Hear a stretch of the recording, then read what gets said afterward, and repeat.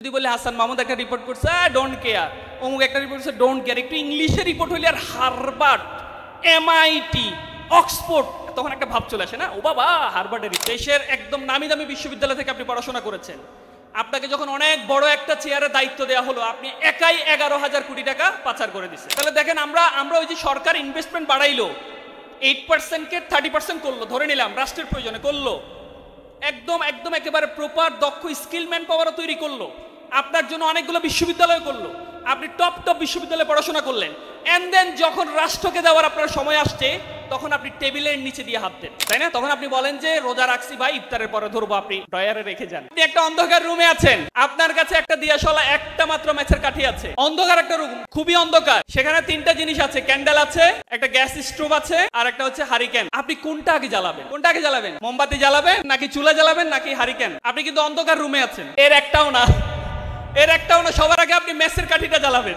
তাই না? কে বলছিলেন? Thank you so much. ঠিক আছে, ওনার জন্য জোরে একটা তালি দেন। তো আমাদের একটা কমন টার্ম আছে যে আমরা একটা উন্নত বাংলাদেশ চাই, একটা সমৃদ্ধ বাংলাদেশ চাই, একটা ডেভেলপড কান্ট্রি হতে চাই। একটা কালভার্ট যার এক পাশে রাস্তা নাই, কারা বানাইছে? এই কালভার্ট দেখেন রাস্তায় নাই, কালভার্ট হয়ে গেছে কিন্তু রাস্তা নাই।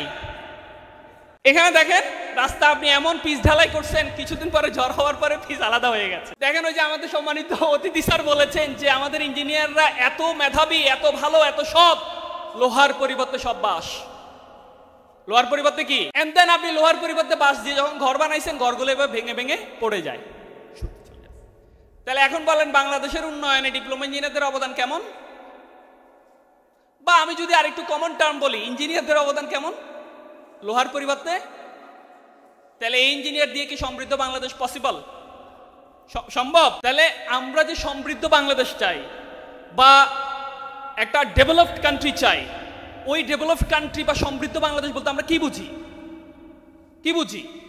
আপনার প্রচুর টাকা হবে, এক বস্তা টাকা হবে, এক বস্তা টাকা আপনি এক বস্তায় বাজার পাবেন, তাহলে কি লাভ আছে?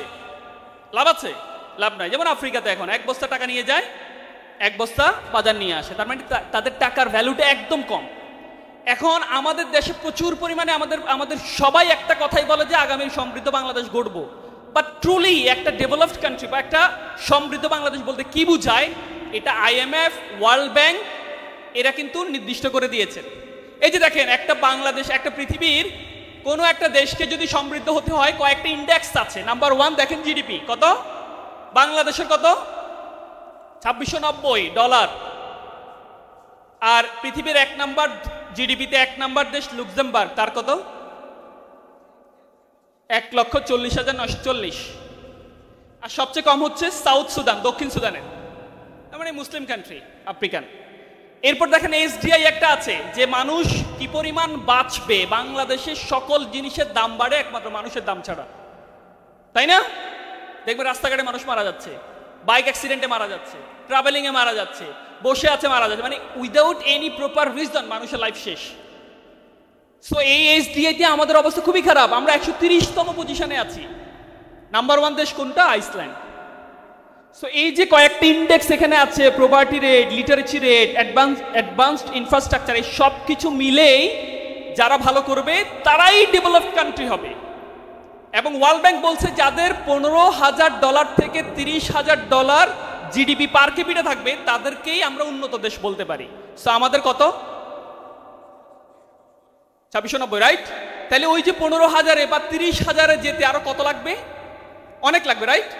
সো এই যে অনেক লাগবে, এই জিডিপিকে আমি 2026 জিডিপিকে আমি যদি 15,000 করতে চাই, সেখানে ডিপ্লোমা ইঞ্জিনিয়ারের কন্ট্রিবিউট করার জায়গা কি আছে?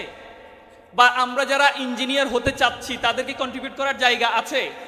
কোথায় আছে বলেন তো? কোন জায়গায় আছে? বাংলাদেশে এই মুহূর্তে টোটাল জনগোষ্ঠী 175 মিলিয়ন, তার মধ্যে 119 মিলিয়ন জনগোষ্ঠী হচ্ছে যারা 14 থেকে 64 যাদের বয়স, যাদেরকে ওয়ার্কেবল ফোর্স বলা হয়, যারা হচ্ছে কর্মক্ষম। আর বাকি যে 56 মিলিয়ন আছে তারা হচ্ছে ডিপেন্ডেবল, বিলো 14 এজ এবং 64 অ্যাবাভ যাদের এজ। এই কোনো একটা দেশের টোটাল কর্মক্ষম জনশক্তি যদি নির্ভরশীল জনশক্তির চেয়ে বেশি হয়, তখন ওই দেশের পপুলেশনকে বলা হয় ডেমোগ্রাফিক ডিভিডেন্ড, মানে we are ready for the developing country. এটা 2012 সালে আমরা এই জনসংখ্যার কার্ভটা আমাদের ডেমোগ্রাফিক ডিভিডেন্টে ঢুকেছে, বাট আজকে 2025 সাল, এটা কন্টিনিউ করবে 2042 থেকে 2045 সাল পর্যন্ত। তাহলে দেখেন আপনার অলরেডি কত বছর চলে গেছে, 12 বছর চলে গেছে। বাট আমরা আমাদের জনগোষ্ঠীকে এখনো ওই যে 119 মিলিয়ন কর্মক্ষম, এর মধ্যে মাত্র 22 লাখ সরকারি চাকরি করার সুযোগ পায়, অনলি 3.1%। বাকি 69.2 মিলিয়ন প্রাইভেট জব করে। বাকি সবাই কি সরকারি হিসাবে যদিও 27 লাখ, শুধুমাত্র বিএসসি কমপ্লিট করা মানে গ্রাজুয়েট বেকার বাংলাদেশে কত? 27 লক্ষ সরকারি হিসাব। স্টুডেন্ট সংখ্যা হচ্ছে 55 লাখ। তাহলে দেখেন আপনি 3 পয়েন্ট মানুষকে আমি চাকরি দিতে পারবো, গভর্নমেন্ট চাকরি মাত্র 22 লাখ। এরপর 69 লক্ষ হচ্ছে আপনার আমার চাকরি করে হচ্ছে প্রাইভেট জব। আমাকে 119 মিলিয়নকে চাকরি করতে হবে, দেন বাংলাদেশের টোটাল যে কর্মক্ষম জনশক্তি তারা তখন দেশের জন্য বোঝানো হয়ে সম্পদে পরিণত হবে। বাট খুবই দুঃখজনক হচ্ছে আমাদের কোন সরকার বিগত একদম ফ্রম ডে ওয়ান 1971 থেকে টুডে আমাদের কোন সরকার একদম একেবারে ট্রুলি আমাদের জনগোষ্ঠীকে শিক্ষিত করার জন্য ওই যে ডেমোগ্রাফিক ডিভিডেন্ড অনুযায়ী আমি উন্নত কান্ট্রি হব সেটার জন্য কাজ করে নাই, করলেও একদম ইফেক্টিভ কোনো কাজ করে নাই। সো আমাদের তাহলে করার কি আছে? এখন আপনি বাংলাদেশে বসে আছেন, এই যুগে কিন্তু আপনাকে গুগলে চাকরির জন্য ওই দেশে ফিজিক্যালি যাওয়া লাগবে না। লাগবে কি? লাগবে না। আপনাকে কিন্তু সরাসরি এখানে থেকে কিন্তু আপনি চাকরি করতে পারেন। তাহলে আপনি ফরেন রেমিটেন্সে কি টাকা আনছেন না? সুযোগ আছে। আমাদের অতীশ দীপঙ্করের টেক্সটাইল ডিপার্টমেন্টের এক স্টুডেন্ট এখন চীনে পিএইচডি করতেছে। সে আমাকে গতকালকে বললো যে ভাইয়া আপনি অতীশ দীপঙ্করে যাচ্ছেন, খুবই ভালো লাগতেছে, ফুল ফান্ডেড স্কলারশিপ নিয়ে সে এখন চীনে পিএইচডি করতেছে, টেক্সটাইল ইঞ্জিনিয়ারিংয়ে পড়ছে। শুধুমাত্র টেক্সটাইল থেকে গত বছর মানে আমাদের যে রেডিমেড আরএমজি সেক্টর আছে সেখান থেকে $48.28 বিলিয়ন আমরা রেমিটেন্স আসছে টোটাল। তার মধ্যে 81% মানে 39.35 বিলিয়ন হচ্ছে শুধুমাত্র রেডিমেড গার্মেন্টস থেকে। তাহলে আমরা কি রেডিমেড গার্মেন্টসের সাথে যুক্ত আছি? নাই তো। ডিপ্লোমা ইঞ্জিনিয়ার বা ইঞ্জিনিয়ার আমরা যারা আছি, তারা কিন্তু নাই। তাদের জন্য সবচেয়ে বড়, আমি যদি কম্পিউটার ইঞ্জিনিয়ার হই আমার কিন্তু বাংলাদেশে বসে কিন্তু আমি ডলার রেমিটেন্স আনতে পারি না? আমরা এখান থেকে ফ্রিল্যান্সিং করতে পারি, আমরা এখান থেকে উদ্যোক্তা হইতে পারি যে আমার একটা ফার্ম আছে যেখানে পুরো ওয়ার্ল্ডের লোকজন ফ্রম হোম চাকরি করছে। এটা আমরা পারি, বাট আমরা এইভাবে চিন্তা করি না। আমরা চিন্তা করি 3.1% একটা চেয়ার আমার লাগবে সরকারি চাকরি, নাইলে বিয়ে হবে না। এই জায়গা থেকে মাইন্ডসেট থেকে বেরিয়ে আসতে হবে। বিকজ আমরা যদি আমাদের 119 মিলিয়ন জনগোষ্ঠীকে কর্মসংস্থানের ব্যবস্থা করতে না পারি তাহলে আমাদের দেশে প্রচুর পরিমাণে মিছিল হবে এবং ওই মিছিলে যাবে হচ্ছে এই বেকার জনগোষ্ঠীর লোকজন। তাকে যখন আমি কাজ দিতে পারবো, তাকে যখন আমি দেশের জন্য স্কিল করে যখন দেশের বাইরেও পাঠাতে পারবো, তখন সে একজন আনস্কিল লোক যখন $100 পাঠায়, আমি তাকে যদি 6 মাসের একটা ট্রেড কোর্স দিয়ে বিমানে তুলে দিই সে $1000 পাঠাবে